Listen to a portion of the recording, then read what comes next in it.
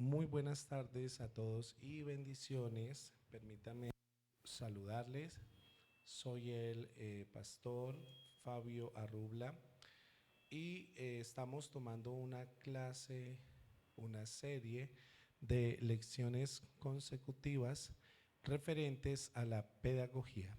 Para las personas que se van a conectar, para las personas que van a ver luego la grabación de esta clase, les damos la bienvenida a la asignatura Pedagogía Cristiana.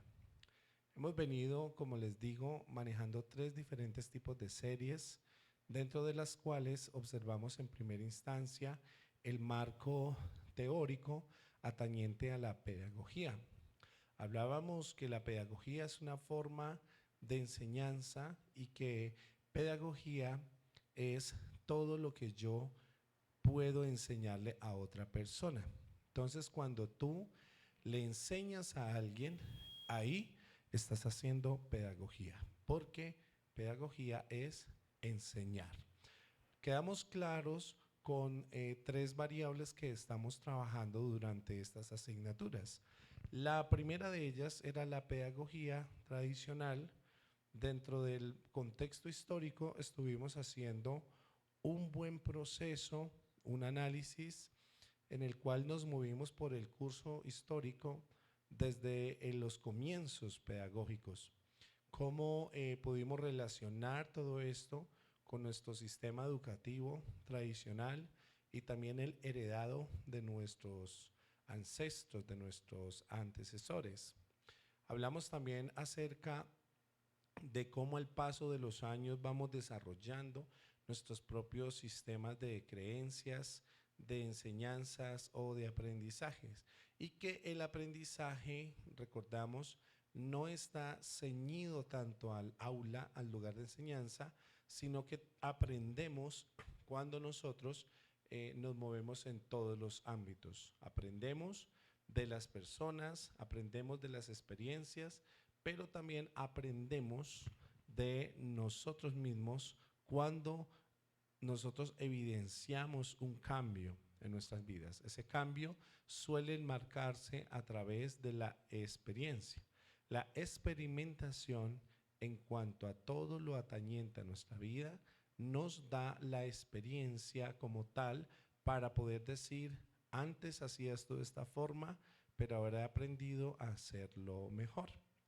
De esa forma también hicimos un pequeño barrido en cuanto a algunos conceptos básicos pedagógicos, los distintos tipos de escuelas de formación tradicional desde la antigüedad, también como en nuestro sistema educativo colombiano hay una marcada influencia en cuanto a la sistema pedagógico heredado del 1900 en adelante y cómo a través de los años la pedagogía ha ido pasando por una evolución.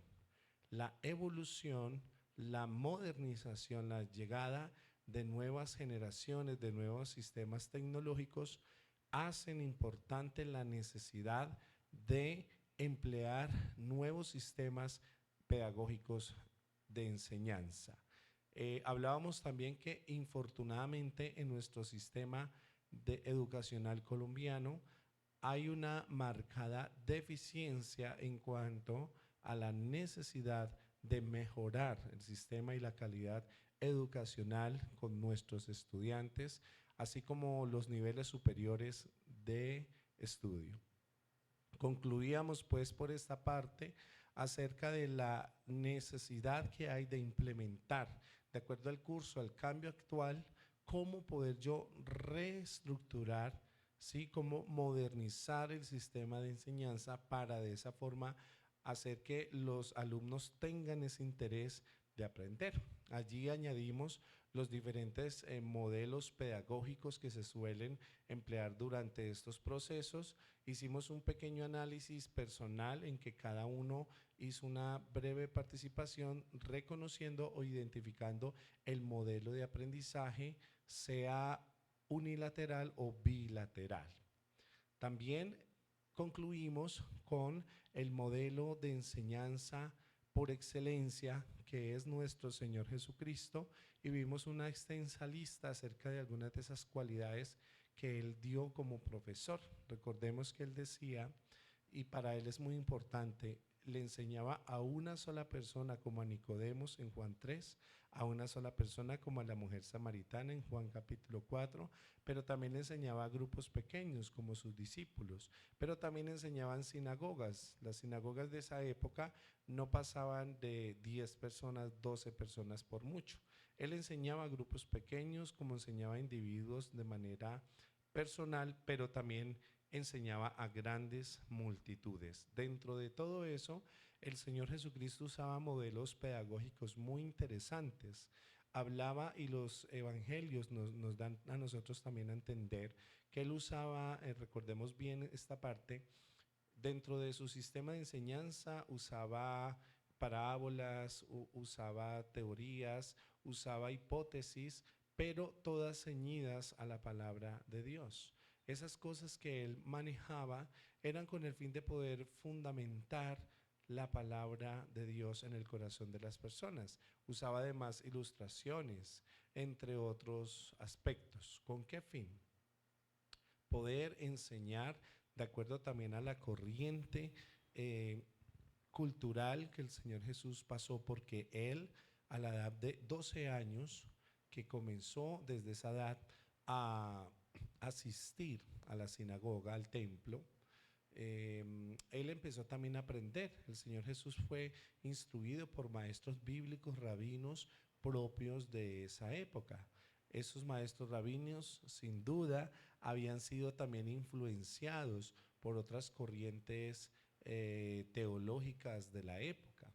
Recordemos que dentro de ese marco histórico, el Señor Jesús creció rodeado de grandes maestros de la ley, un gran y notable grupo de fariseos que eran las personas más celosas en guardar las escrituras, un gran grupo de escribas que conocían de hecho muy bien las escrituras, pero también estaban otras corrientes religiosas como eran los saduceos. De esa forma y en medio de ese ámbito, el Señor Jesús fue un gran estudiante de las escrituras. Eso lo podemos evidenciar cuando el Señor Jesucristo citaba continuamente las escrituras del Antiguo Testamento en ese entonces. Él decía, oísteis que fue dicho, mas yo os digo, porque en la ley y los profetas está escrito de mí. Y él usaba ese tipo de argumentos bíblicos porque él era un estudiante de las escrituras. Él conocía las escrituras, las leía, pero lo más importante que destacábamos era que el Señor Jesús predicaba con el ejemplo. Con el ejemplo. Bien, andando de esta manera y ya adelantándonos, hicimos una introducción a lo que fue la segunda fase luego de esa pedagogía tradicional. Entramos al estudio de la pedagogía cristiana. La clase de hoy la vamos a abarcar en cuanto a lo que es la pedagogía cristiana, y las últimas dos clases que nos quedarían de este mes las vamos a dedicar al último término, que es la andragogía, que es cómo enseñarle a los adultos. Hoy entonces vamos a concluir con esta segunda fase de la pedagogía cristiana. Charles Spurgeon dejó una frase célebre, muy linda, ya que todos conocemos, si desconocemos un poquito acerca de Charles Spurgeon, él fue el bien llamado príncipe de los predicadores.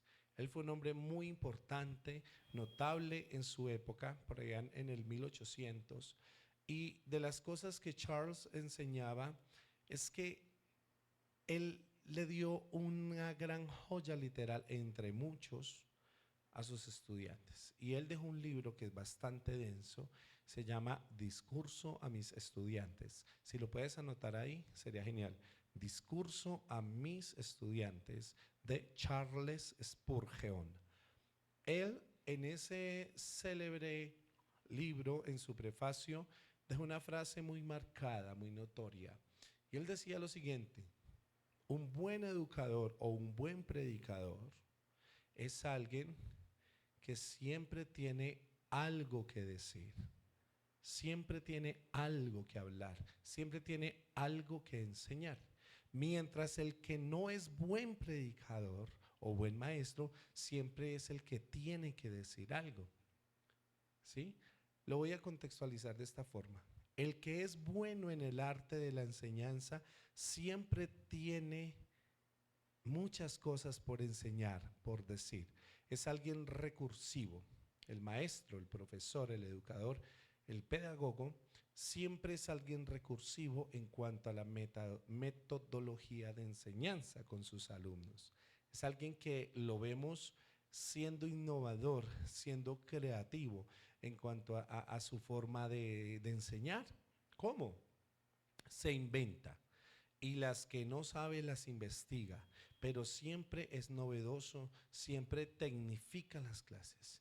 Y a veces hay materias, hay asignaturas que sé que son un poco complejas en el momento de la explicación, pero si hallamos una buena metodología de enseñanza, de seguro va a ser muy productivo esa información que vamos a transmitir a nuestros estudiantes. Recuerden que el marco generalizado de esta asignatura de pedagogía es capacitarles a cada uno de ustedes para que tengan esas habilidades primeramente comunicativas en cuanto al cómo dirigirme, el cómo expresarme, cómo hablarle a las personas y no fallar en el intento, sino que al contrario descubra que hay un raudal de entendimiento, de conocimiento basado en la experiencia, pero también en el aprendizaje previo que tuve al momento de recibir mi formación. Eso quiere decir que hoy nosotros aquí estamos aprendiendo algo que sin duda vamos a poner en práctica y vamos a enseñarle a nuestros alumnos futuros. Y otra frase célebre que con ese estudio que voy a compartirles enseñaba Spurgeon es lo siguiente, decía: oh Señor, tu logos es mi lógica, tu testamento es mi argumento, tu palabra es mi garantía. ¿Qué observamos nosotros ahí? Logos, testamento, palabra son sinónimos de algo maravilloso, y es las Sagradas Escrituras. Las Sagradas Escrituras lo vamos a contemplar de la siguiente manera. Recordemos el lugar bíblico que menciona nuestro ministerio de profesores. ¿Dónde se encuentra? Efesios capítulo 4, versículo 11. Y a unos constituyó apóstoles, profetas, evangelistas, pastores y maestros. Partiendo desde el supuesto de que sabemos que el ministerio de maestro es un ministerio instituido bíblicamente por nuestro Señor Jesucristo, compilamos entonces esta célebre frase introductoria que usó Spurgeon cuando él dijo: tu logos, tu testamento, tu palabra. Él siempre está reconociendo la autoridad de Dios como absoluta y reconociéndola además en las Sagradas Escrituras. Así que podremos decir lo siguiente: la palabra de Dios es ese guía del maestro. La palabra de Dios es la guía que a ti te da todas las herramientas para poder saber cómo educar. Pastor, pero ¿eso cómo es posible? Agarremos un manual de frases profundas, el libro de Proverbios. Proverbios, muchos de esos proverbios escritos por el rey Salomón, el hombre más sabio de la tierra, y también por otros proverbistas o sabios de esa época, nos muestran frases cortas pero contundentes, frases profundas, reflexiones desde diferentes áreas. Esto nos lleva a nosotros a saber que la misma escritura tiene una riqueza en sí, tiene una sapiencia que es muy necesaria para el instructor de las Sagradas Escrituras. Si tú tienes la intención de enseñar, si tú tienes la intención de formar y de capacitar, pues déjame decirte que debes estar consultando ese manual de aprendizaje continuo. Cuando yo entro a hacer una carrera universitaria, cuando entro a estudiar, sea lo que sea, a mí siempre me van a proveer de material, ¿sí? Ese material puede ser muy pedagógico en cuanto a libros, a copias, etcétera, audios, entre otros. Y yo tengo que comenzar a empaparme del conocimiento, del contenido que hay dentro de esos documentos o de esos audios o videos para yo orientarme de dónde vengo y para dónde voy. Lo mismo pasa con el estudiante de las escrituras. Si yo quiero ser profesor, si quiero ser maestro, si quiero ser líder, si quiero enseñar en la iglesia, pues obviamente necesito conocer el sagrado libro, sagradas escrituras o Biblia, como comúnmente le conocemos. Bien, las palabras del príncipe de los predicadores son adecuadas en ese caso. ¿Para qué? Para nosotros poder introducir al lector en el espíritu que primó, en las autorías para la preparación de lo que es este manual de enseñanza que hemos venido trabajando, como es el maestro pedagogo o educador. Recordemos nuevamente tres áreas de lo que es la pedagogía tradicional, luego esto que es pedagogía cristiana y finalmente la andragogía. Nosotros, en cuanto a lo académico, aquí empezamos a ser formados, empezamos a crecer en cuanto a lo académico. Pero también vamos creciendo no solo en lo académico, sino también en lo espiritual. Era un consejo muy similar al que daba el apóstol cuando decía: amado, es mi deseo, te deseo que seas prosperado en todas las cosas, así como prospera tu alma. Lo mismo pasa, yo voy siendo prosperado en cuanto, yo voy siendo prosperado en cuanto al conocimiento bíblico, escritural, pero también voy creciendo en cuanto a lo espiritual. Eso mismo pasa con el maestro. El maestro tiene una doble función. Mientras le está enseñando al alumno en cuanto a lo físico, enseñanzas, historias, parábolas, entre otros, el alumno también está desarrollando una experiencia espiritual. Va creciendo y va entendiendo los modelos educativos que se transmiten, es decir, la información que se le da a través de las escrituras. De por sí analizamos de forma individual a cada uno de los escritores de la palabra de Dios y entendemos que estas personas, aunque fueron inspiradas por el Espíritu Santo, no obstante, la inspiración que había en cada uno de ellos viniendo de una sola fuente, siempre se manifestaba de acuerdo también a sus características y habilidades personales. Un ejemplo que puedo yo darles a ustedes aquí a conocer así de primera mano es que no todos los profetas del Antiguo Testamento, cuando fueron llamados, estaban, digamos, como en la misma sintonía. Hay unos que le dijeron: tú eres profeta llamado de Dios, y entonces, ¿qué le tocó a él o a ella? Obedecer. Hay otros a quienes Dios mismo se le reveló y le dijo: te he escogido para profeta de las naciones, ¿sí? Hay otros que fueron llamados por un maestro: ven y sígueme, y fueron formados. Pero también se suma el saber que cada una de esas personas tenía su propio carácter, tenía su propio carácter desarrollado de las experiencias, pero también eran personas que tenían su propio temperamento.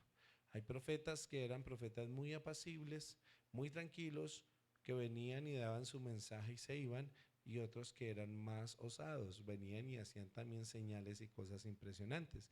Habían profetas que en sus comienzos eran muy emocionales, muy viscerales, pero luego fueron transformando, fueron evolucionando, como fue el caso de Isaías. Leemos los primeros capítulos de Isaías, en promedio los primeros 5, y encontramos los matices del cómo Isaías hablaba. Cuando él tuvo esa experiencia de la revelación divina de Dios, cambió su forma de profetizar, porque tuvo una experiencia significativa. Pues bien, esta introducción que estoy dando sobre este aspecto tan necesario nos quiere enseñar algo esencial, y es saber nosotros entender si a través de las experiencias significativas en nuestro aprendizaje que estamos teniendo con el Señor, que estamos teniendo en el desarrollo de la enseñanza, estoy yo siendo a la par transformado, estoy siendo yo a la par acrecentado en cuanto a este sistema tan necesario como es el aprendizaje. Esto nos quiere decir que no todos recibieron la igualdad en oportunidad. Todos tenemos oportunidades diferentes de aprendizaje. Bien, compartimos también lo que dice Martha Saint de Verbrain en su libro Cómo enseñar con eficacia. Repito, Martha Saint de Verbrain en su libro Cómo enseñar con eficacia, la siguiente frase: el futuro de nuestras iglesias, el futuro de nuestras iglesias no depende en la cantidad de convertidos, sino en la madurez espiritual que logra cada convertido. Una frase muy bonita. Y esta es una realidad que no se debe obviar, ya que la educación cristiana o la pedagogía cristiana no apunta a tener muchos alumnos que conozcan en sí las historias bíblicas, sino a tener alumnos espiritualmente maduros en Cristo. Ese es el propósito de la educación cristiana. Educar cristianamente es sinónimo de educar bíblicamente. De eso se trata. ¿Por qué? Porque el educador, basándose en la pureza y en la verdad de la palabra de Dios, que es la que tiene el poder de transformar una vida, en ese caso es la educación, la adquisición del arte de utilizar el conocimiento. Y en ese caso, aunque es adquirido, no sea suficiente, además tiene que tener la capacidad del alumno de saber cómo y cuándo utilizar ese conocimiento. Explicado de esta forma, un educador cristiano como enseñador, como alguien que forma y da la palabra de Dios, ese educador es alguien que ha de aprender a expresarla y a enseñarla con una cualidad significativa, y es con excelencia. Si yo soy un formador, un educador mediocre, pues así mismo voy a formar alumnos mediocres. Pero si soy un educador esforzado, entregado, apasionado en cuanto a la enseñanza, voy a poner de mi parte para tratar de dar lo mejor para los alumnos, para los oyentes, por varias razones, entre esas, porque mis alumnos, mis oyentes, son personas dignas de respeto, son personas dignas que están tomándose la bondad de escucharme. Y entonces, si me están escuchando, es porque ellos esperan que yo les pueda compartir una información que sea significativa, que sea relevante para sus vidas. Por eso debo hacer uso de la excelencia en cuanto a la preparación que tenga yo. Así como un artista expresa el arte, ¿sí? Esos cuadros, esas cosas tan lindas que hace, exterioriza esas emociones que surgen desde su interior. También el arte, en un sentido amplio, en este caso, es la disposición, es la actitud que cada uno de nosotros tenga, la aptitud para hacer alguna cosa, y en consecuencia un conjunto de reglas, un conjunto de preceptos para conseguir el mismo fin. El arte como tal, de una forma, y miremoslo desde un contexto filosófico, hablando de esta forma, el arte es la expresión máxima y excelente de lo que se desea transmitir a otras personas. El arte es la expresión artística opuesta a la naturaleza, opuesta a lo que es la ciencia. Por tanto, un ministro cristiano, un formador, un educador cristiano, es un artista espiritual del Evangelio. Mire esta frase tan linda. Es un artista espiritual del Evangelio que ha de expresar las verdades bíblicas y educar en un ministerio de Dios. Por lo tanto, podemos decir que lo nuestro como educadores es un arte espiritual. Así como el músico cristiano Joseph Laporta dice del arte y del artista lo siguiente: el artista es un mensajero del arte, pero muchas veces el pensamiento y la voluntad van por distintos caminos y el resultado es una dicotomía que ofrece resultados indeseables, que entre la idea del pensamiento y el ser de la voluntad en acción hay un tramo corto y difícil, pero que resuelve la perfecta interiorización de esa idea. Esa frase sonó muy pitagórica, hablemoslo así, muy ilustrada. Si la sintetizamos, el arte es la expresión de lo que llevamos por dentro. Así, con que nos acordemos de esa frase, arte es expresar lo que yo tengo en mi interior. ¿Ok? Avanzando entonces en cuanto a esta fase del aspecto educacional cristiano, nosotros marcamos que el educador cristiano es como un mensajero del Evangelio. El educador cristiano es un orientador y un guía de influencia positiva o negativa, voluntaria o involuntaria, en la formación espiritual de sus educados. Y además el educador es responsable, miren esto, es responsable del aspecto espiritual de las vidas de esas personas ante el Señor y hacia la iglesia. ¿Por qué? Porque es que el educador cristiano, el profesor, el pedagogo, no solamente, le repito, da lecciones morales tangibles, sino que también hace una formación espiritual del alumno, hacia donde estoy orientando a los alumnos con aquello tangible que les estoy enseñando. Así que si tenemos una buena preparación educativa, si desarrollamos muy bien las herramientas necesarias y hacemos uso de esas habilidades que hemos desarrollado en cuanto al cómo enseñar, créanme, amados alumnos, ustedes que están conectados, los que están aquí presentes y los que luego verán la transmisión, créanme que vamos a ir por muy buen camino si hacemos uso de las herramientas adecuadas. Hoy estamos haciendo una reflexión en cuanto a la necesidad de entender nuestro papel y lo que ocupamos en el sistema educativo de nuestros diferentes ministerios. Una influencia positiva en la vida de las personas va a ayudar a prepararles, va a ayudar a definirse en sí. Ser un educador cristiano es una formación didáctica y espiritual del ser humano, y la instrucción que recibe el formador es la palabra de Dios y además el ministerio del Espíritu Santo, con el fin de que desde la más temprana edad posible de los niños, ellos puedan al Señor Jesucristo conocerle como su Señor y Salvador espiritual. Ahora veremos una parte de lo que es la importancia del educador bíblico.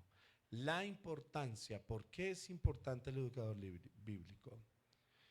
Vamos con esta frase: cuando el evangelio no es predicado en su pureza, se roba al pueblo de Dios la fortaleza que necesita en su viaje por la vida. Este pensamiento expresa claramente la importancia que tiene el predicador del evangelio, el maestro del evangelio y además el educador en cuanto a lo que es la predicación o la enseñanza de la palabra. Esta palabra en sí no ha de ser nada más ni nada menos que un veraz comunicador y mensajero del evangelio del Señor Jesucristo. Esto radica la importancia que tiene quien enseña, cómo enseña y a quién enseña. Repito, esto radica la importancia que tiene quién enseña, cómo enseña y a quién enseña. Y estas tres preguntas son importantes. ¿Quién está enseñando? Pues pastor, pues yo estoy enseñando. No, usted está enseñando, pastor, que es el que está hablando. Bien, entonces surge la segunda pregunta. ¿Cómo está enseñando el profesor? ¿Cómo estás enseñando tú? Sí, ¿qué herramientas estás utilizando? Pero también lo esencial, ¿a quién le estás enseñando?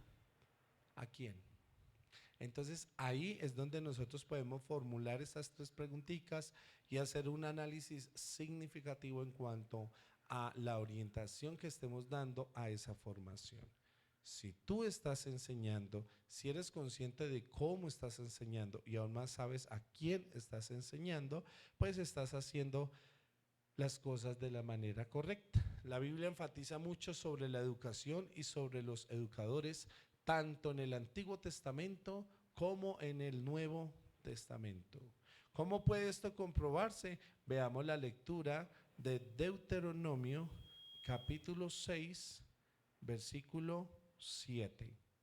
Deuteronomio capítulo 6, versículo 7 al 9. Qué bueno poder usar la palabra de Dios como ese manual de enseñanza. Dice la escritura: y estas palabras que yo te mando hoy estarán sobre tu corazón y las repetirás a tus hijos y hablarás de ellas estando en tu casa. Repito, las palabras que el Señor Dios estaba enviando, ese gran mandamiento de Deuteronomio 6, enviando ese mandamiento a toda la nación de Israel, Dios les dijo: estas palabras que yo les mando hoy, estas palabras, este pacto que estoy haciendo con ustedes en el desierto, este pacto que yo Dios les mando debe estar sobre tu corazón. Debes tenerlo muy bien guardado dentro de ti. Y además le dice: esas palabras de ese pacto que yo les mando hoy, en primer lugar las repetirás a tus hijos. ¿Qué es repetir? Decirlo una y otra vez, las veces que sean necesarias. Era yo muy niño cuando escuché a un predicador decir lo siguiente: cuando Dios, estaba chiquito, cuando Dios te dice algo de nuevo, es porque tú necesitas o sigues teniendo necesidad de lo mismo. Repito, cuando Dios te repite y te repite algo, es porque aún tienes necesidad de hacerlo. Entonces, la repetición es un sistema metodológico muy necesario en el campo de la enseñanza y del aprendizaje. La repetición es un mandamiento que Dios le daba a Israel para que ellos le repitieran la palabra de Dios. ¿A quiénes? A sus hijitos. Entonces, mientras vamos haciendo este dinamismo de estudio, tú también, querido estudiante, los que estamos acá presentes, las personas que están conectadas, en ese caso saludamos también a Guillermo, saludamos a María y a los demás estudiantes que se conectarán luego. Repítete esta palabra: ¿estoy yo cumpliendo lo que Dios manda en la palabra? Porque Dios dijo: repitan estas palabras de la ley a sus hijos. ¿Lo estoy haciendo, sí o no? Si lo estoy haciendo, te felicito, vas por buen camino. Si no lo estoy haciendo, ¿cuál es la justificación? Porque es un mandato de Dios enseñar la palabra de Dios a nuestros hijos. Y tú, como profesor, como futuro graduado de este instituto bíblico, tú, querido estudiante, necesitas poner en práctica este aprendizaje tan necesario e enseñar a tus hijos. El segundo mandamiento es: hablarás de estas palabras, de este libro de la ley, estando en tu casa. ¿Estando dónde? En tu casa. Eso quiere decir, y surge la pregunta: ¿en mi casa estoy enseñando la palabra de Dios? En mi casa estoy haciendo lo mínimo, al menos reunir la familia y leer al menos un versículo y hacer una oración así sea cortica. En mi casa estoy tomándome la molestia de decirle a mis hijos, hijos, esta semana vamos a aprendernos este versículo bíblico y lo puedo escribir en una hojita o algo y lo pego allá contra la pared. Este es el versículo de la semana para que mi niño, y se lo repito, ay, mi niño no sabe leer, le enseño, mi niño ya sabe leer, que memorice. Y así es como yo voy haciendo ese dinamismo, enseñando la palabra de Dios en casa. Qué bueno cuando nosotros tenemos hijos que educamos para que aprendan las escrituras. Yo agradezco mucho a mi señora madre. Ella nos enseñó a nosotros 5 hijos desde muy pequeñitos a leer la palabra de Dios. Y mi amada madre, ella leía textos largos, pero ¿sabe qué era lo más chévere? Los memorizaba y los enseñaba. A ella le conocían como la hermana que citaba capítulos completos de memoria de la escritura. No todos sus hijos salieron igual, pero aprendimos de la mejor.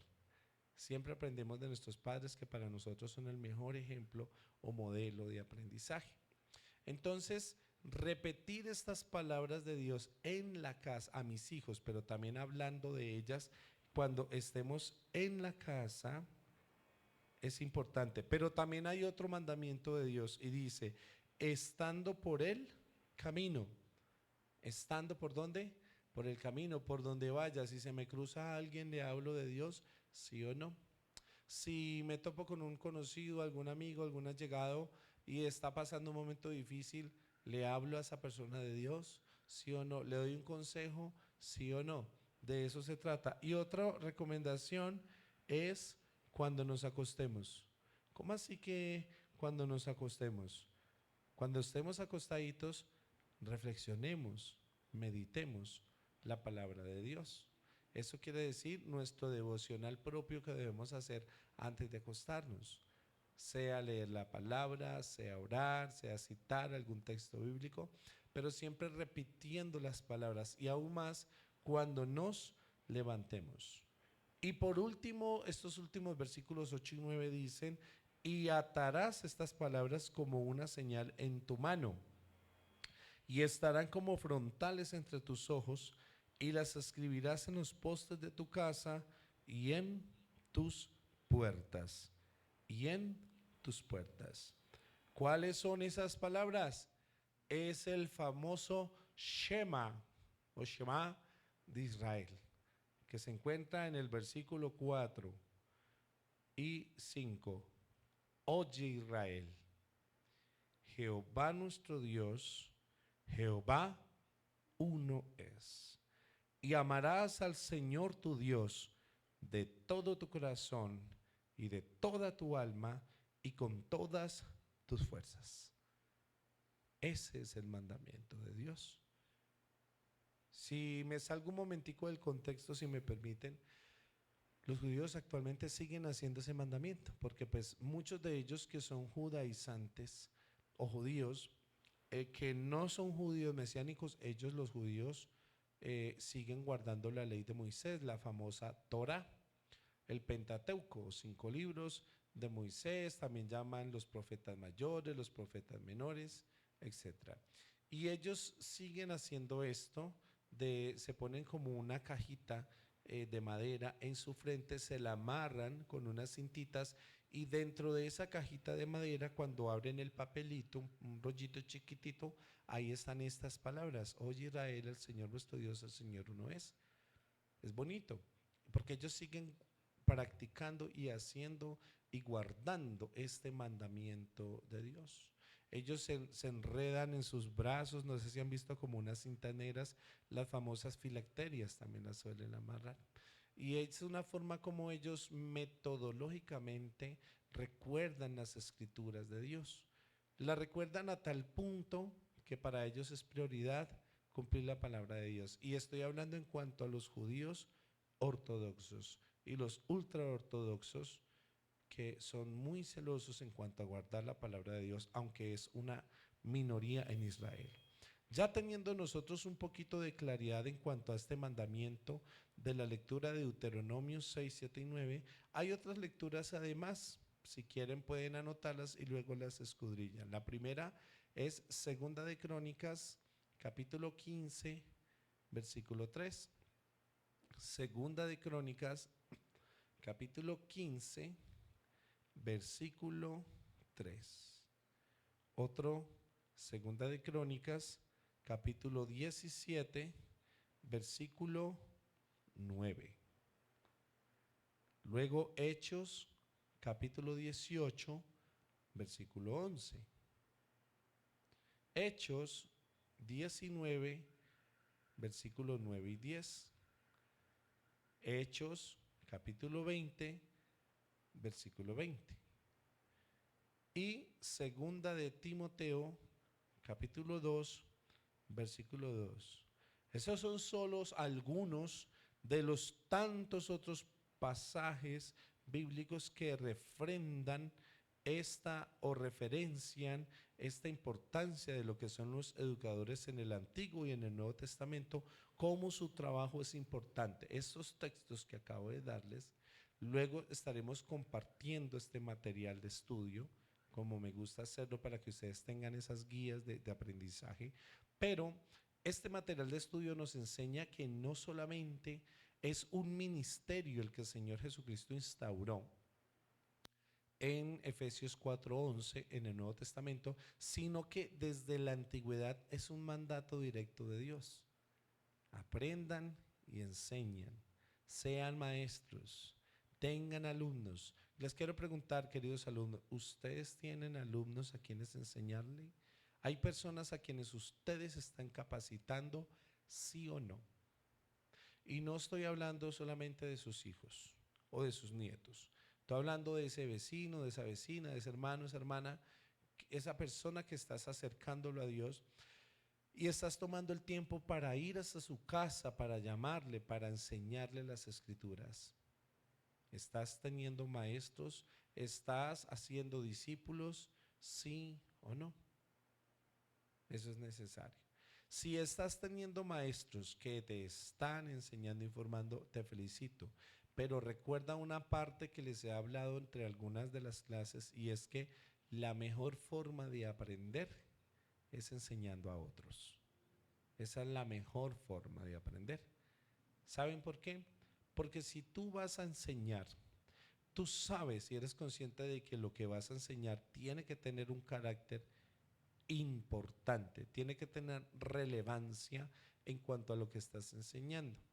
Si te invitan, si a ti te invitan a predicar en la iglesia o en tu grupo, tú no te vas a traer como predicación 10 maneras de hacer tejido crochet, ¿sí?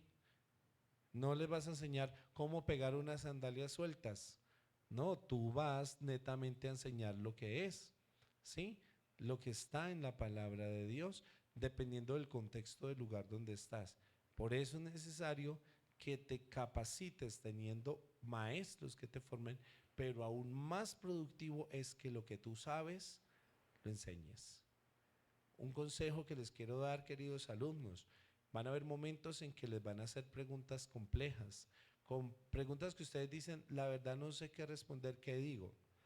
Miren, es mejor callar a no decir una cosa que ni uno mismo se la crea. Es mejor que tú digas con toda la educación, en este momento no tengo la respuesta, pero te la voy a dar, voy a investigarla.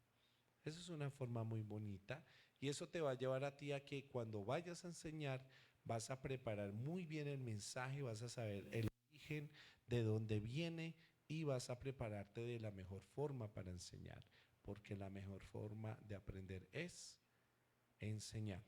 Muy bien.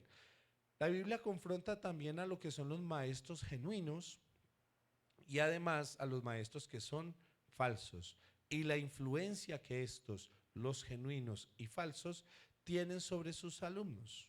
Hay un texto interesante en Segunda de Pedro, versículo 2, Segunda de Pedro, versículo 2, versículo 1.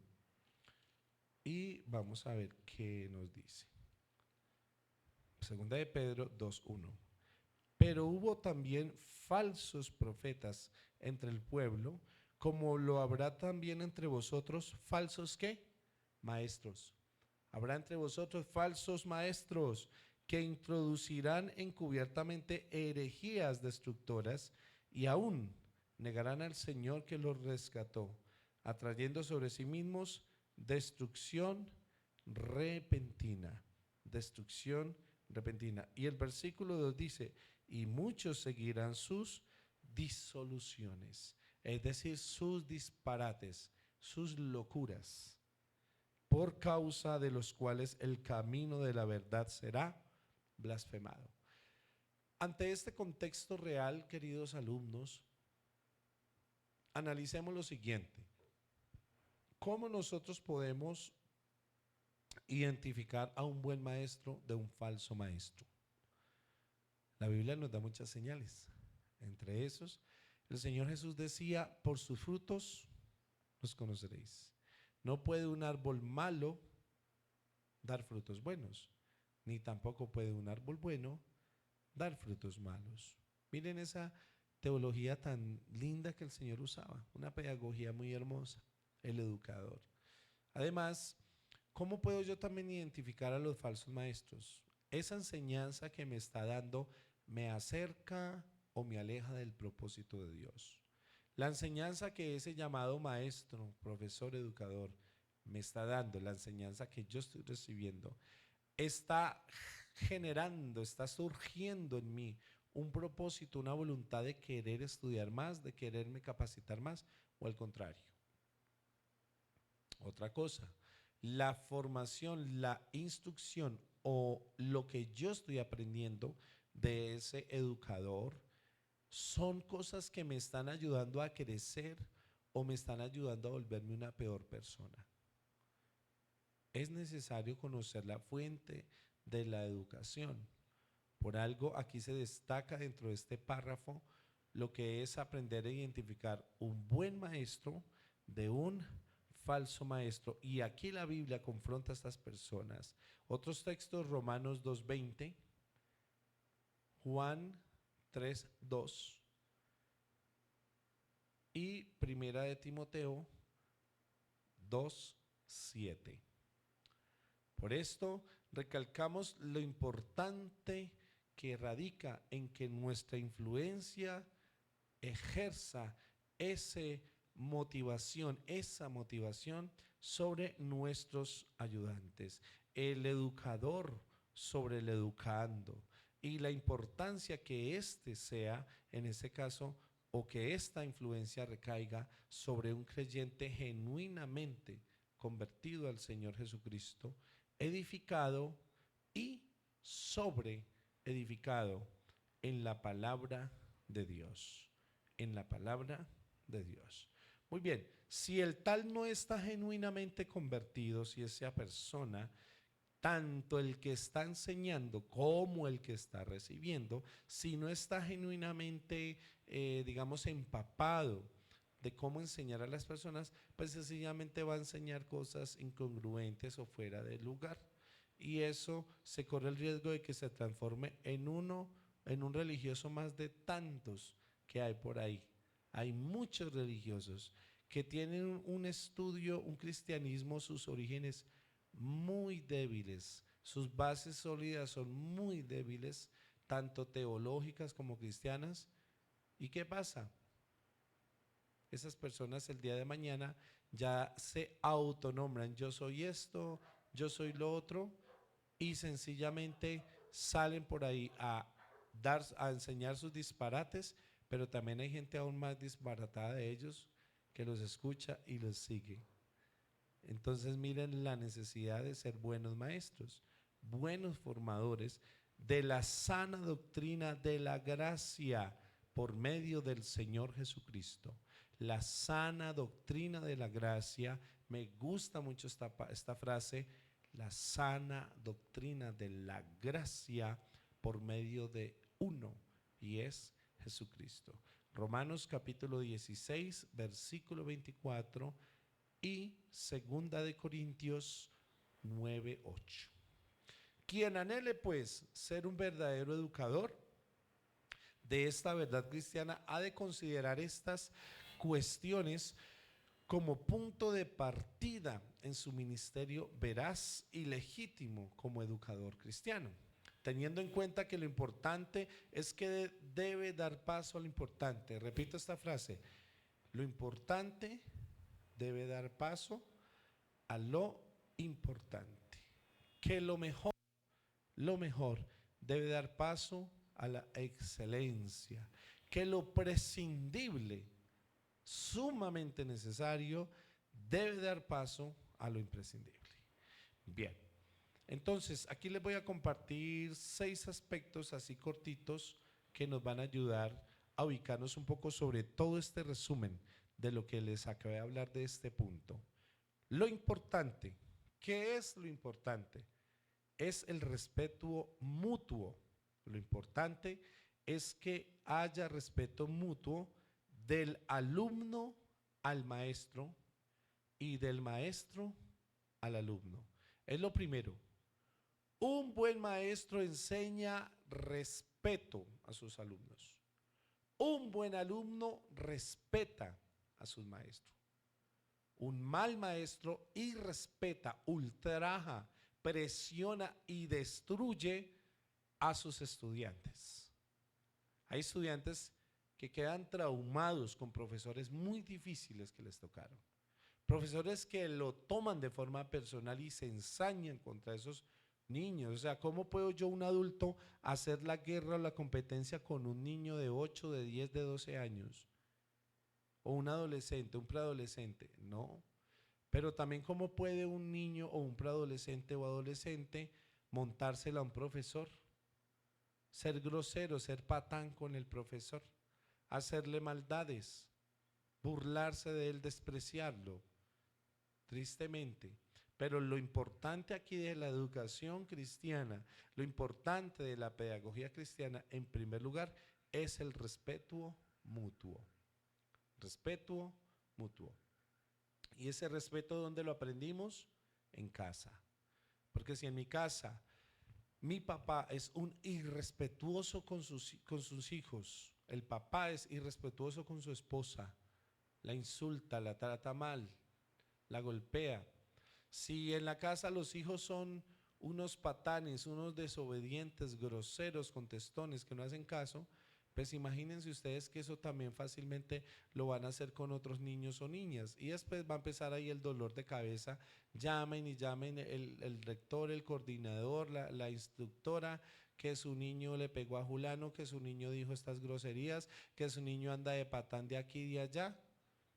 ¿Y qué es lo único que hacen muchos papás? Bueno, profesora, gracias. Y agarra al niño ahí en la casa. Mi amor, eso no se hace, mi amor.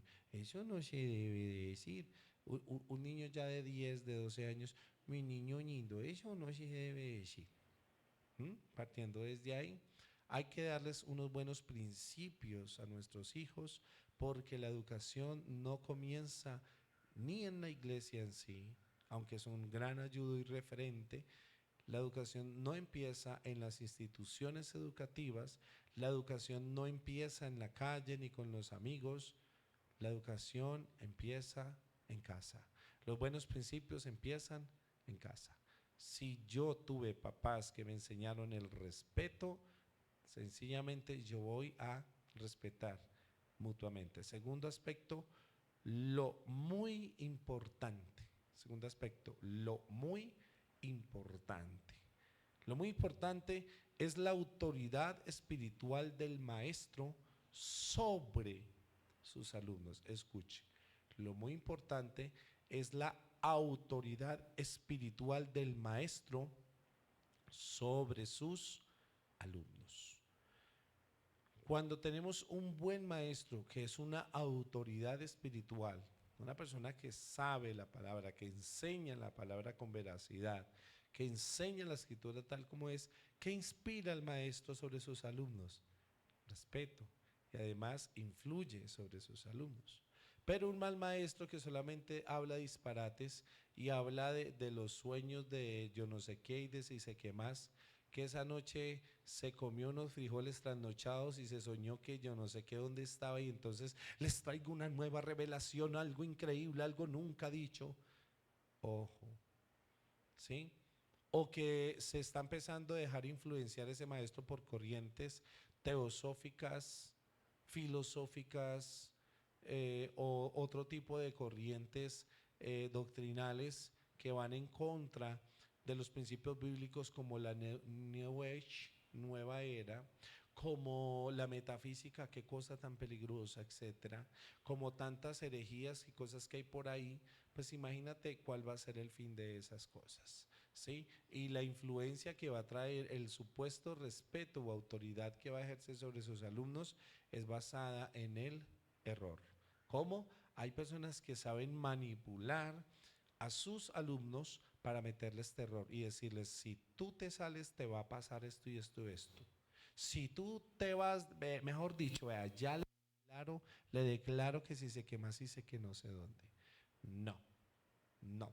No hay nada más lindo que un buen maestro, una persona sabia, entendida en lo que enseña, inspirar ese respeto, esa autoridad espiritual, según Dios, sobre sus alumnos. ¿Saben cuál es la autoridad espiritual según Dios? Someteos unos a otros. Sometimiento. Una autoridad espiritual buena, sana, hace que los miembros tengan sometimiento. Tercer lugar, lo mejor, lo mejor. Repito lo que llevamos hasta aquí. Primer aspecto, lo importante. Segundo aspecto, lo muy importante. Tercer aspecto, lo mejor. ¿Y qué es lo mejor? Es la preparación académica del formador o del educador para transmitir una enseñanza. Es esa formación que tú estás recibiendo en el instituto bíblico, porque estás escuchando y aprendiendo lo mejor para tener una mejor formación que académica que vas a qué? Transmitir a quienes, a tus estudiantes. Muy bien. Cuarto aspecto, lo excelente. ¿Qué es lo excelente de un educador? Lo excelente es la formación espiritual del educador. Repito, lo excelente es la formación espiritual del educador para transmitir una verdad. ¿Qué voy a transmitir? Una verdad. Entonces, ¿cómo puedo transmitir yo una verdad? A través de esa formación espiritual que tengo. Bien, aquí muy sencillito. Penúltimo aspecto de un educador, lo prescindible. Prescindible, muy importante.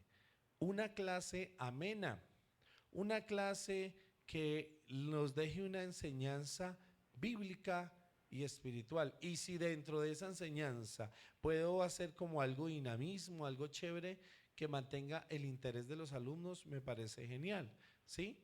Y de esa forma, créanme que vamos a generar unas expectativas importantes en cuanto a la formación y a la educación. Y último aspecto a tener en cuenta de un formador, de un maestro, profesor, es lo imprescindible. Lo imprescindible. ¿Y qué es lo imprescindible en un formador cristiano, en un maestro, en un pedagogo cristiano? La presencia de Jesús, el Señor, la presencia del Señor Jesús, valga la repetición, como maestro en todas las clases. Qué frase tan linda. Como maestro en toda la clase. Ahora veamos una parte del cómo era un educador en los tiempos bíblicos. ¿Cómo era un educador en los tiempos bíblicos? Para esto vamos a hacer una pequeña pausita y ya continuamos mientras ponemos aquí de pronto si alcanzamos una canción o de lo contrario regálenos unos minutitos mientras hacemos un pequeño break. Vaya, haga sus cosas, tómese un tintico, una agüita caliente, párese de su sillita, haga una pausa activa y seguimos en un par de minutos.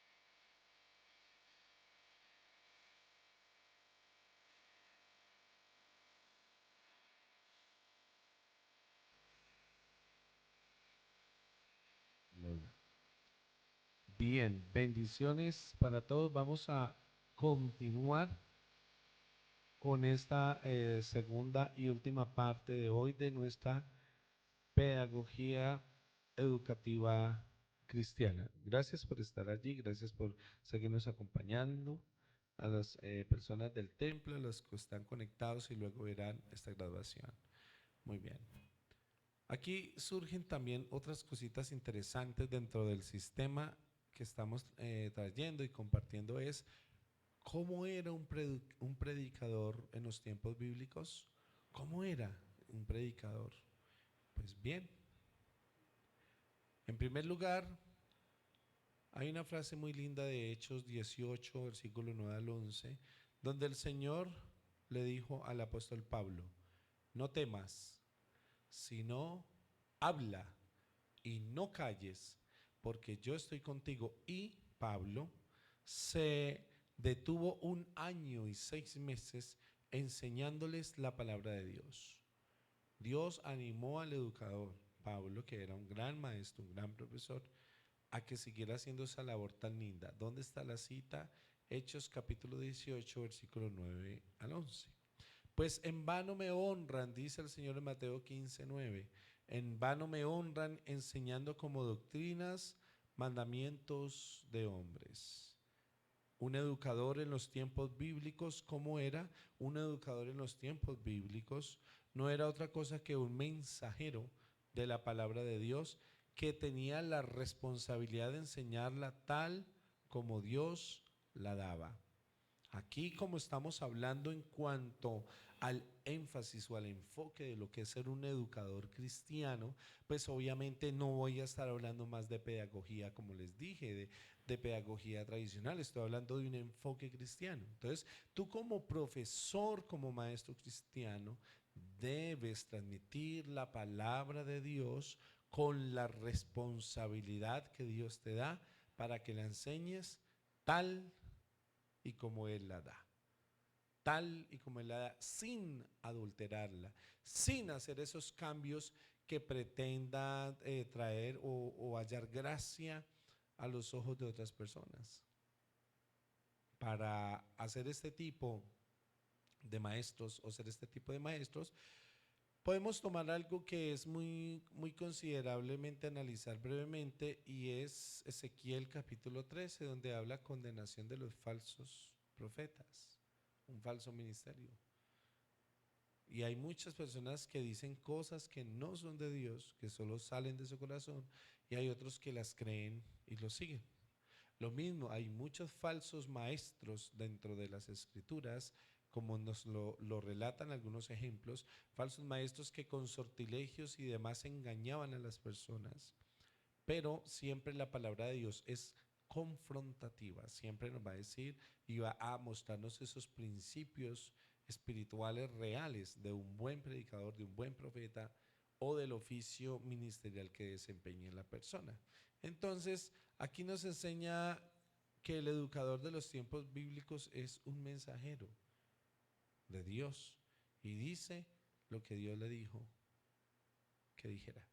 Lo digo de nuevo, un buen predicador dice lo que Dios le dijo que dijera.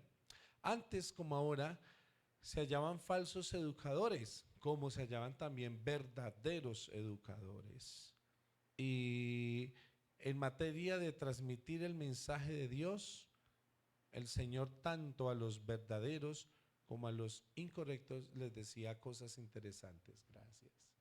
Dentro de esas cosas interesantes que el Señor les decía, el primero está en Mateo capítulo 5, versículo 18 y 19.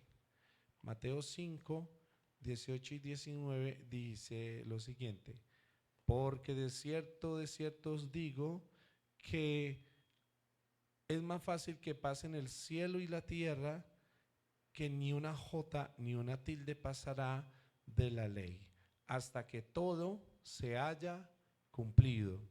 De manera que cualquiera que quebrante uno de estos mandamientos muy pequeños y así enseñe a los hombres, muy pequeño será llamado en el reino de los cielos. Mas cualquiera que haga estos mandamientos y además los enseñe, este será llamado grande en el reino de los cielos. Repito la cita, Mateo capítulo 5, versículo 18 y 19. Y no puedo seguir sin primero destacar algo que es observable, muy bonito en este texto que el Señor Jesucristo enseñó. Es que no se trata del que hable tanta palabrería y tanta cháchara y tanta vaina. Se trata del que primero haga y luego lo enseñe. Yo vivo lo que enseño. Yo primero lo vivo, lo experimento, obedezco, guardo celosamente la palabra de Dios, la practico, la cumplo, la realizo, etcétera. Ella me confronta, ella me guía, ella me forma. Y luego desde esa experiencia, porque la practico, entonces yo tengo la autoridad de enseñarla. Pero el problema que radicaba con esos maestros de la ley, maestros como los fariseos, que tenían sus grupos de discípulos, maestros como los escribas, que tenían sus grupos de discípulos, maestros como los saduceos, que tenían sus grupos de discípulos, etcétera, etcétera, es que ellos hablaban y hablaban sin parar, pero no practicaban lo que hablaban. El Señor decía, ustedes son una parrandada de hipócritas, porque le ponen cargas a la gente, unas cargas imposibles de llevar, que ustedes ni con un solo dedo quieren mover. Entonces mire lo que radicaba entre lo que es un verdadero maestro y un falso maestro. El falso maestro es el que habla y habla y habla y habla y nunca hace. Ese es, y como ese hay miles. Pero el buen maestro primero vive, experimenta, y desde esa base de la experiencia va y enseña. Ahora, ¿cómo debe ser el educador de hoy? Es otra preguntita. Mateo 28:20 dice, enseñándoles a los educadores actuales, enseñándoles que guarden todas las cosas que les he mandado. ¿Cuál era la reflexión? El maestro de hoy, el educador de hoy, es alguien que debe enseñarle a sus discípulos a guardar todas las cosas que yo, Jesús, les he mandado en la palabra. ¿Dónde está? Mateo 28:20. También segunda de Timoteo 2:25 dice lo siguiente. Segunda de Timoteo 2:25, que con mansedumbre corrija a los que se oponen, que con mansedumbre corrija a los que se oponen, por si quizá Dios les conceda que se arrepientan para conocer la verdad. Entonces, ¿cuál es otra de las cualidades del educador? ¿Corregir con qué? Ah, ya sé. El maestro debe corregir a punta de gritos, a punta de cantaletas, ultrajando, maltratando a los estudiantes. Pero es que realmente eso no es lo que dice la escritura. La escritura dice que yo debo como maestro enseñar con mansedumbre, corregir. Cuando yo corrijo, no es a las patadas, no es a los gritos, no es a los golpes. Corrijo con mansedumbre. Ay, pastor, eso dice usted ahí, pero es que usted no sabe a mí las que me ha tocado unos alumnos que eso parece una manada de micos y eso no hacen caso y yo no sé qué y no sé dónde. Y se me colma la paciencia, claro, entonces al educador se le sale los gritos, los regaños y luego va al niño y le cuenta al papá, a la mamá, que la profesora me regañó, que el profesor me gritó y se armó el problema y la demanda y echaron al profesor. Porque hoy día ya no se puede hacer nada como profesor. Ya no, mamá, es que mire que el profesor me miró mal. De una la observación. Con mis hijos no se meta, que yo no sé qué, todas esas cosas que suelen pasar. Pero ¿saben algo? Si yo en mi caso tomo la palabra de Dios, vuelvo al origen, como el estandarte de mi formación, yo voy a entender que como educador debo corregir, exhortar con amor, con mansedumbre. Y si me falta la mansedumbre, péguese el paseíto a Gálatas capítulo 5, verso 22, donde habla acerca de los frutos del Espíritu. Y uno de los frutos es mansedumbre. De los 9 frutos que aparecen ahí es el octavo, mansedumbre. Pídale mansedumbre al Espíritu Santo. Sin duda Él lo va a hacer para que le tenga paciencia a esos alumnos difíciles cuando tenga que corregirles o enseñarles, pero enséñeles con amor. El educador de hoy debe ser como el de ayer y el de mañana, es decir, ha de llegar a ser como su maestro. ¿Quién es tu maestro? Jesús el Señor, nuestro maestro por excelencia. Entonces yo tengo que ser como mi maestro. ¿Y cómo es mi maestro en cuanto a este tema? Aprendan de mí que soy manso, que practico la mansedumbre y la humildad de corazón. Así que el verdadero formador y el verdadero modelador de una vida en Cristo, este es el mismo que es ayer, que es hoy, que será mañana, porque será basado en cuanto a el carácter de su maestro, a lo que le enseñó su maestro. Y bien nos enseña la escritura que Dios es inmutable y por tanto aprendamos como educadores a tener ese carácter de Dios completamente forjado. Capítulo 2 dice el educador como modelo. Aquí en el educador como modelo encontramos Lucas 6:40 lo siguiente: el discípulo no es superior a quién, a su maestro, mas todo lo que él fuere perfeccionado será como su maestro. Repito, el discípulo no es superior a su maestro, mas todo el que fuere perfeccionado será como su maestro. El educador es modelo, ¿sí? El educador es modelo. Entonces, hablábamos sobre esto en las clases pasadas y decíamos que siempre vamos a tener ese prototipo de persona o ejemplo a seguir. Si tuvimos la dicha de crecer con excelentes profesores, pues sin duda los vamos a recordar toda la vida. Yo me acuerdo en la primaria tuve un profesor que era más chévere, tuve una profesora que era un ejemplo, era un amor, me quería mucho, a todos nos quería mucho, nos trataba con respeto, nos hablaba de mi amor, mi niño, etcétera, etcétera. Porque fueron personas que enseñaron de forma diferente y que dejaron huellas en nuestro corazón. Si tú, querido estudiante, reflexionas, te vas a acordar, y ahora te invito a que te acuerdes de ese educador o esa educadora, profesores que fueron significativos en tu vida, que tú pegaste, tú ligaste tan bonito con él, con ella, que te querían mucho y tú los querías. Recuerda un momentito a ellos. Ese modelo de educadores es lo que nosotros debemos tratar de reflejar. Si Jesús es mi formador, si Jesús es mi guía, es mi enseñanza, como mi divino maestro, yo voy a reflejar esa gracia de Jesús. La pregunta es, ¿quién no ama a Jesús? Todos nosotros los hijos de Dios amamos a nuestro Señor Jesucristo, porque Él es una cantidad de cualidades, cosas hermosas, preciosas, forman parte de ese carácter especial que tiene el Señor Jesucristo. Pero en especial es su amor, su dulzura, con que nos habla, con que nos trata. Su autoridad, sí, pero una autoridad llena de amor. Así que jamás en este mundo se ha conocido algo comparable a las enseñanzas que nuestro Señor Jesucristo nos dejó.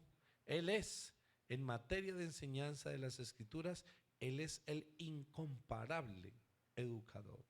No hay nadie como el Señor Jesucristo que nos enseñe de esa forma tan linda y que Él se haya tomado el tiempo de dejar esos registros también en las Escrituras para nosotros. ¿Desea el aspirante a maestro, a profesor, perfeccionarse en el arte de enseñar las Escrituras? Te pregunto de esta otra forma, ¿tú te quieres capacitar para enseñar la palabra de Dios? ¿Quieres formarte para enseñar las Escrituras? Pues bien, aprendamos del Señor, imitémosle. Pues cualquiera que fuere como su maestro será perfecto. El maestro de los maestros en materia de enseñar ha dejado un ejemplo en los evangelios para que quien desee ser un educador como él, siga sus pasos. El divino educador hablaba con claridad y sencillez, hablando del Señor Jesús, a quienes eran del común del pueblo. Marcos 12:37 nos dice, y gran multitud del pueblo le oía de buena gana. Repito, Marcos 12:37. Esto nos deja entrever entre líneas que las personas oían al Señor de buen gusto, de buena manera. Ahí conocemos a un buen educador. La gente le da gusto escuchar porque es un buen formador, ¿sí? Independientemente a veces de otras estrategias que se usen, la gente le agrada escuchar a su formador. Y enseñaba al Señor además por parábolas que no todos entendiesen, sino aquellos que él quería. Por eso Mateo 13 al 16 dice, les habló por parábolas porque viendo no ven y oyen no oyen ni entienden, pero son bienaventurados o somos bienaventurados aquellos que ven al Señor y lo que sus oídos escuchan y oyen.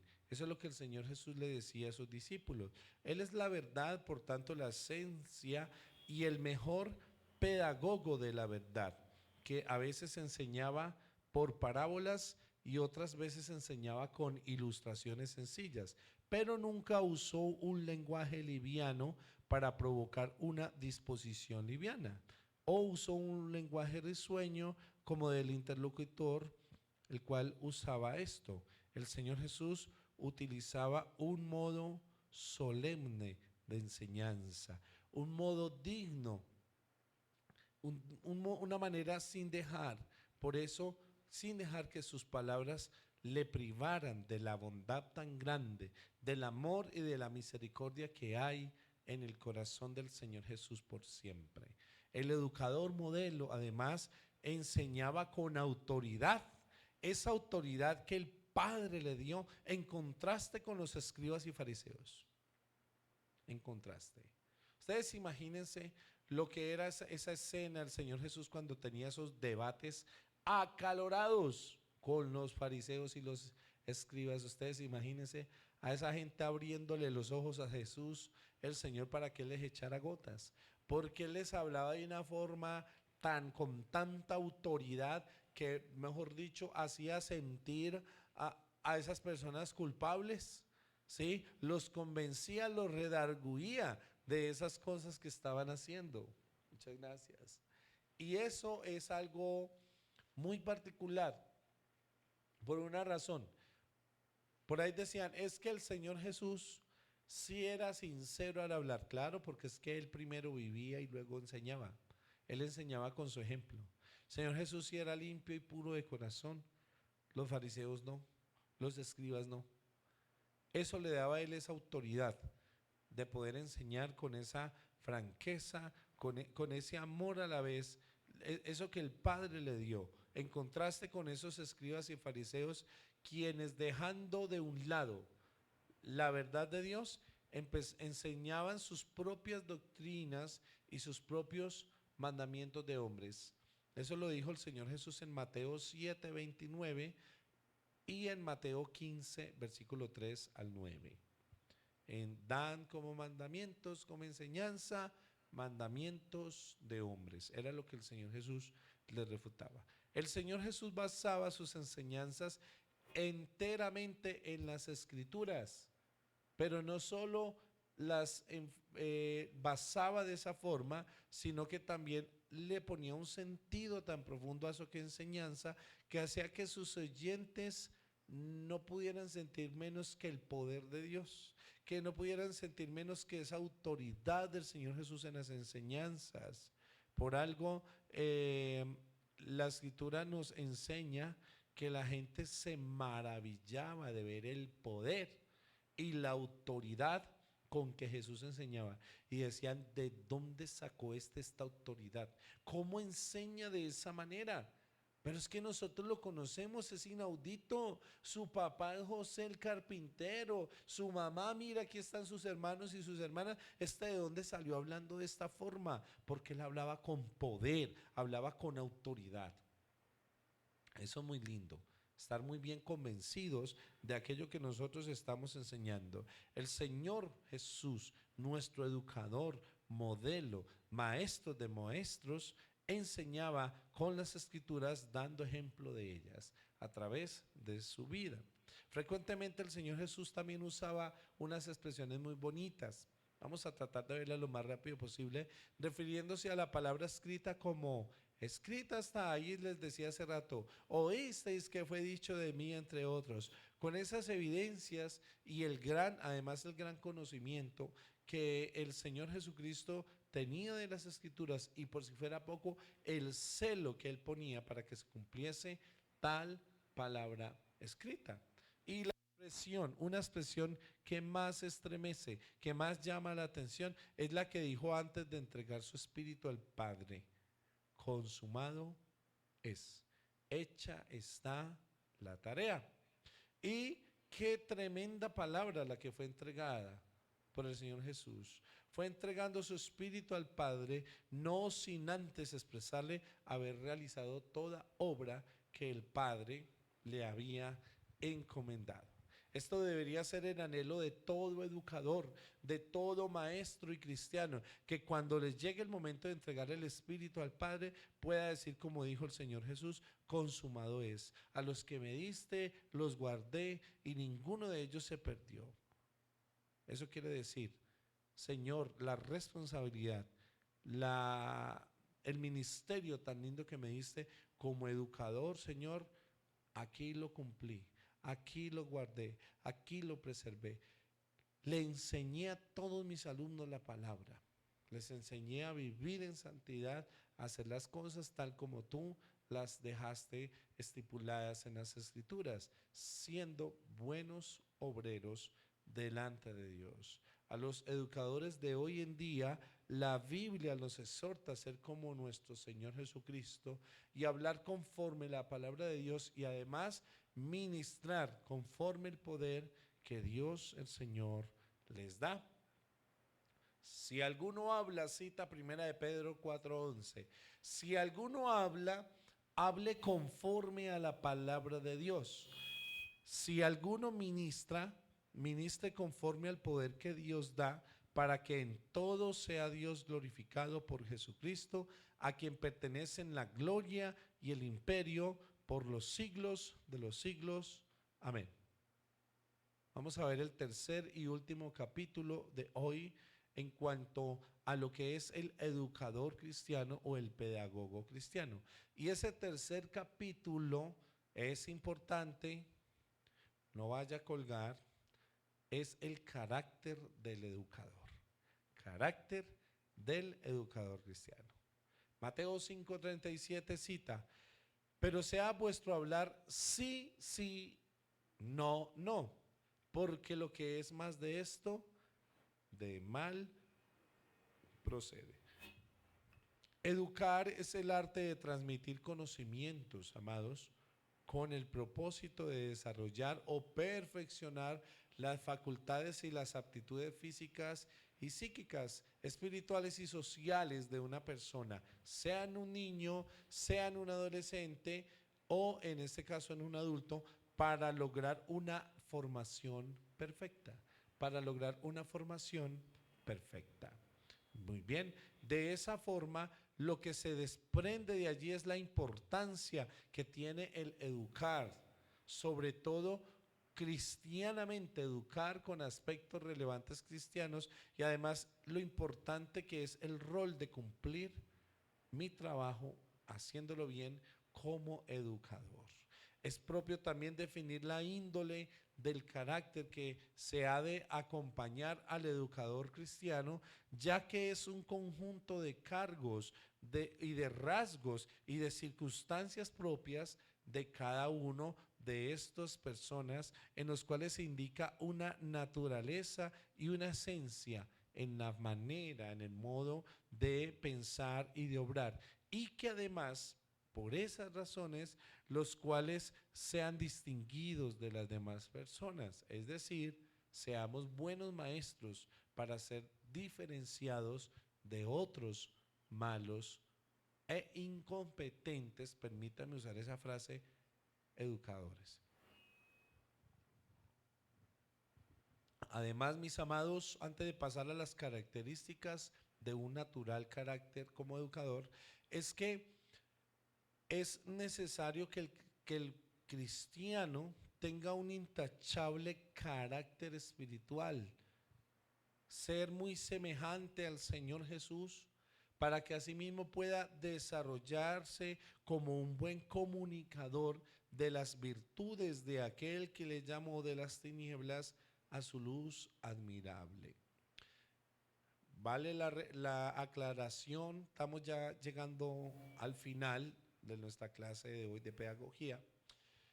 Valga la redundancia recordarles esto, no confundan carácter con temperamento. Ay, es que yo tengo un carácter. No, el carácter no lo define el temperamento. El temperamento es si yo soy una persona mal geniada o no. El temperamento es si yo soy una persona explosiva o no, si soy una persona sanguínea o no, que estalla, que explota de alguna manera, que pierde la paciencia. Eso es temperamento. Y ahí tiene nombre, ira. El apóstol Pablo decía, por naturaleza somos hijos de ira.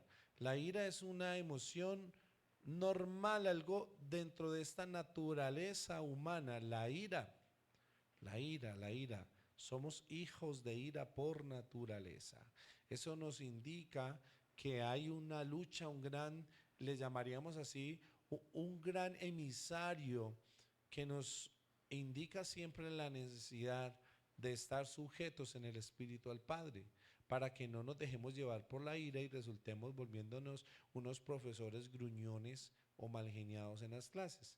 Que la gente dice, uy, ese rostro adusto de ese profesor, la tora está haciendo como cara de chupalimón, de malgeniado, pero enseña lo más de bueno, eso dirán por ahí, ¿sí? Y hay otros que claramente indican lo contrario. ¿A qué voy con esto, mis amados? No confundan el temperamento, ¿listo? Si yo ya me conozco y sé que soy un profesor mal geniado, bueno, pues tengo que bajarle 2 rayitas. Tengo que usar como ese emocionalismo para enfocarme en la enseñanza, que es bueno, ¿sí?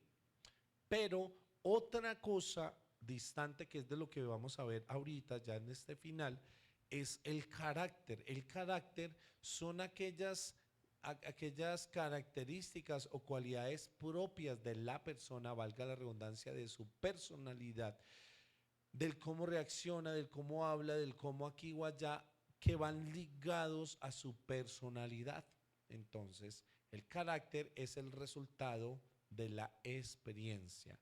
El carácter es el resultado del cómo soy yo como persona ahora, basado en las cosas que he vivenciado o que me han marcado o que me han formado. Y ahora, dentro de esas características naturales propias del carácter, encontramos algo interesante. El carácter debe ser íntegro en su hacer y en su pensar, de una sola palabra, que su sí sea sí y su no, no. Es decir, si yo tengo un carácter desarrollado como educador, no voy a estar diciendo una cosa ahorita y otra mañana, no voy a estarme comprometiendo ahorita y más ratico digo no, ya no, o mañana ya no, sino tratar de tener algo muy definido. Por eso, si tú eres sabio, vas a poder agendar muy bien las cosas de tu futuro inmediato, de tu presente inmediato, para que sepas con seguridad si vas o no a cumplir la palabra o los compromisos que tú dijiste en tu hacer. Sí, sí, no, no. Debe también vivir una vida cristiana en obediencia y sujeción a la palabra de Dios y a los ministerios.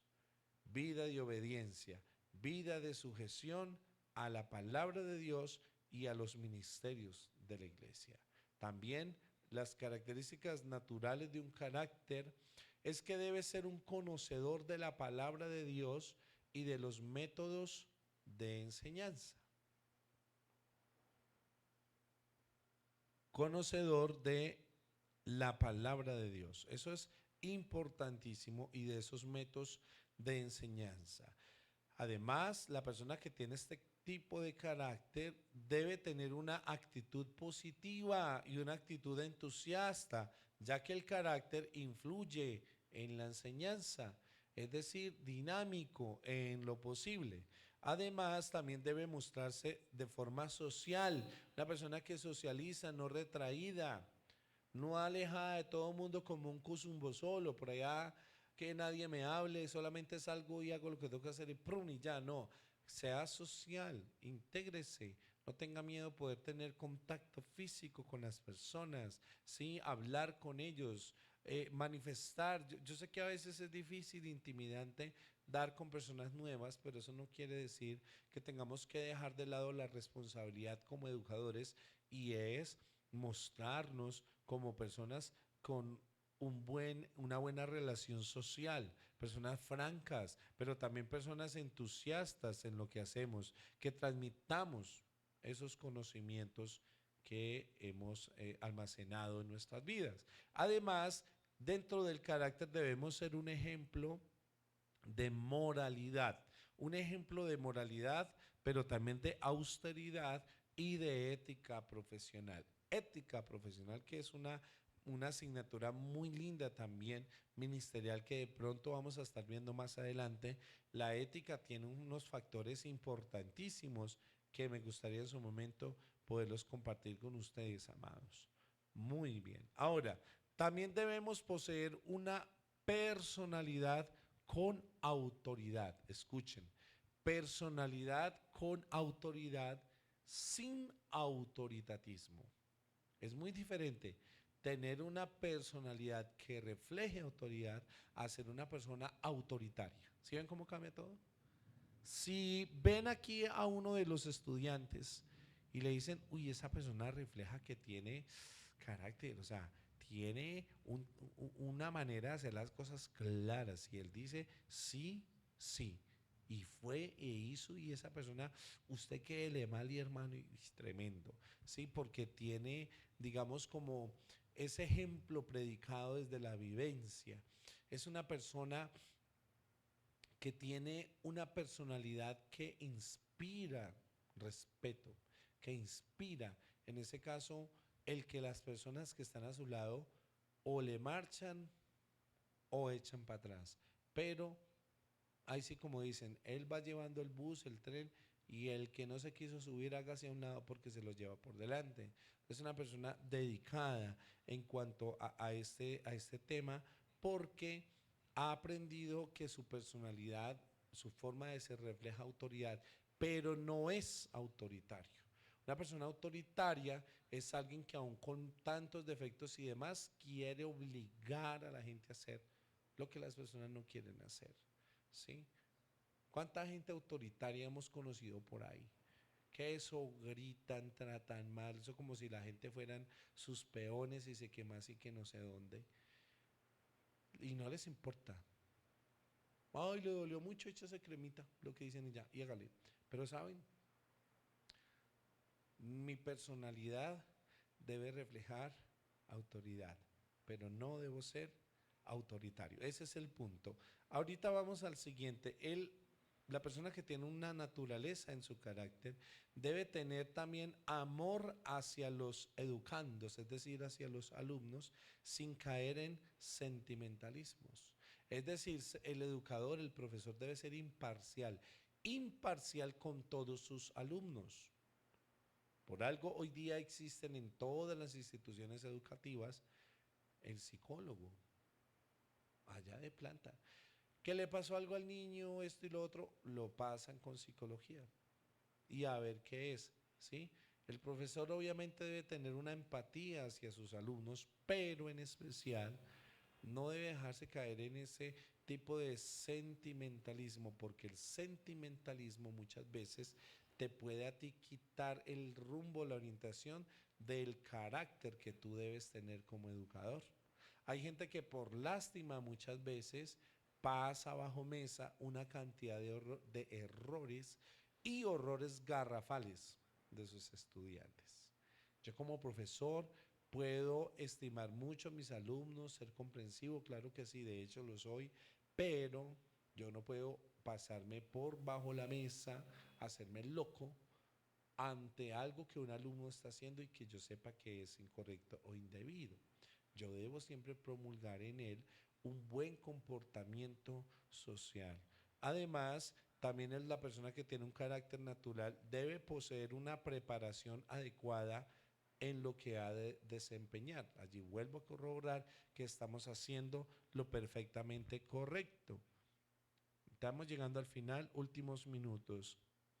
Debe también el educador, en cuanto al tema del carácter, debe ser responsable, pero además debe ser comprometido en todo y con todo lo que emprenda. ¿Por qué? Porque también debe ser firme en sus convicciones y además debe ser fiel a sus principios.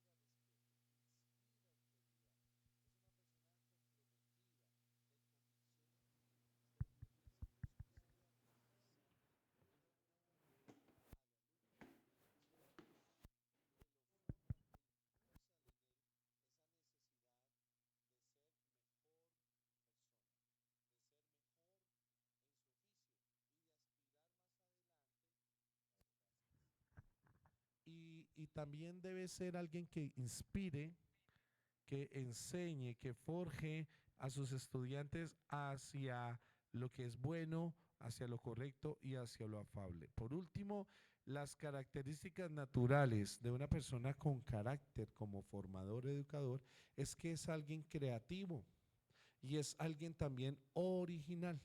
Debe ser también capaz de adaptar esas mismas lecciones a los alumnos y a la Biblia.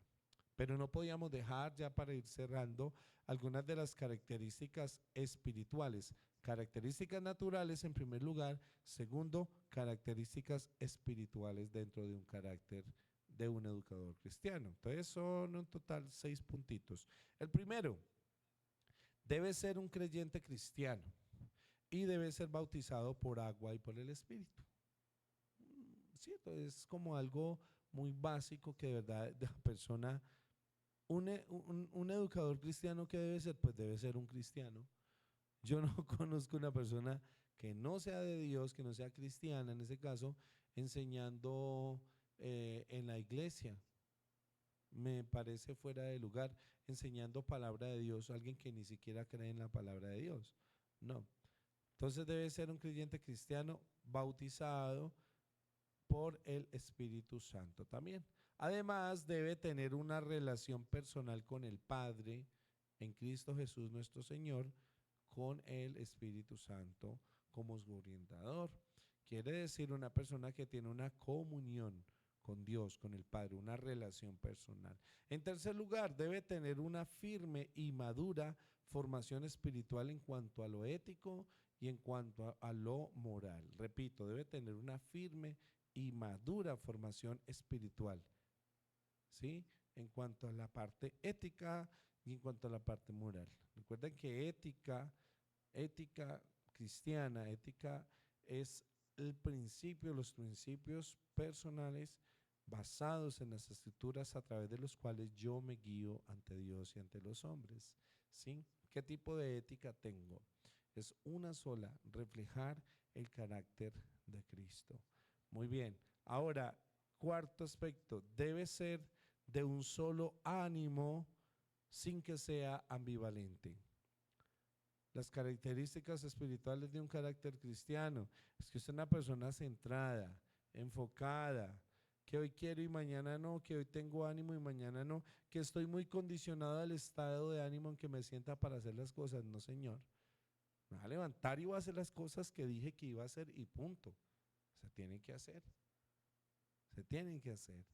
Tener un carácter definido sin que es que hoy quiero y no. Imagine usted con una persona así, una persona con un carácter fluctuante, el día de mañana haciendo un negocio, lo deja embalado, le deja todo tirado. Y nos ha pasado, ¿con cuánta gente no hemos pasado en la vida de doble carácter, de doble estado de ánimo? No, no, vamos a hacerle con todo. Y lo hacen embalar a uno y compra una cosa y aquí, y arrancamos, mejor dicho, y como a la semana ya empiezan las fallas, ya no va, casi no va. Ay, hermano, ahí le dejo eso, chao. Y le dejó tirado. Y entonces, peligro, ¿no? Pero si es alguien que antes dice, no, no, no, vamos a hacerle, ve, ¿qué pasa? Que antes lo puyan a uno, imagínese usted lo interesante que es. Entonces, hay que tener un carácter definido en cuanto a esa naturaleza espiritual del carácter, decidido a hacer lo que Dios me ha mandado a hacer. Quinto aspecto, un carácter espiritual debe ser humilde y debe ser manso de corazón, no buscando el bien propio, sino también el bien de los demás. No buscando el bien propio, sino también el bien de los demás. Además, debe reflejar en su vida las virtudes de aquel que lo llamó de las tinieblas a su luz admirable. Admirable. Hemos llegado pues de esta forma respecto a lo que es la formación espiritual de este tipo de carácter. En nuestra siguiente clase vamos a tomar unos minutitos para recordar un poco acerca de lo que vimos hoy. Lo vamos a proyectar a través de diapositivas y complementamos esta idea y estaremos haciendo la introducción a la andragogía en nuestra próxima clase, que es cómo enseñar a los adultos. Es un rollo un poquito displaciente en comparación de cómo enseñar a los niños y a los adolescentes. Esperamos que haya sido de agrado de todos ustedes esta clase de hoy. Los saludamos, saludo de nuevo a Guillermo, saludo a María, a los alumnos que se conectarán luego también, a todos los que están aquí en el templo, a los que están escuchando, Dios los bendiga abundantemente. Esperamos vernos en una próxima clase y recuerden que el propósito, objetivo principal del que estamos siendo formados es para enseñar, para formar, para enseñar también esa formación, pero en especial nos preparamos para servir. Amén. Señor, queremos darte gracias por este momento tan especial que nos has dado, que nos has permitido. Te pedimos que bendigas a cada alumno, a las personas que luego, Señor, también verán la grabación. Bendícelos de manera especial. Yo ruego que tu gracia y tu bendición nos ayude a alcanzar el propósito y el objetivo divino para el cual tú nos estás permitiendo formar, Señor. Tú eres el maestro de maestros por excelencia. Eres el ejemplo en virtudes, en carácter, en conocimiento y en entendimiento. Te pedimos, Señor Jesús, que tú como nuestro divino maestro nos orientes y nos conduzcas hacia toda verdad, justicia y equidad. Queremos ser las personas que tú dices que somos, Señor, según la voluntad tuya, y queremos, Señor, crecer bajo el amparo y el conocimiento de tu palabra para saber lo que es bueno, santo, justo y agradable delante de ti, Señor. Gracias por este tiempo que nos has dado. Te pedimos que nos permitas llegar a una próxima oportunidad para seguir este hermoso camino de lo que es la pedagogía, Señor. Ayúdanos a ser esos maestros que el día de mañana formaremos muchos alumnos acercándolos a ti, Señor, la razón de estar aquí. En el nombre de tu Hijo Jesús, Padre eterno, te damos gracias por este y todos los beneficios que tú nos quieras bendecir en esta hora. Amén y amén.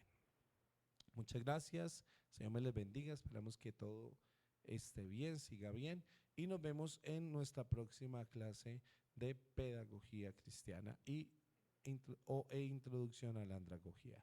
Un abrazo para todos, muchas bendiciones.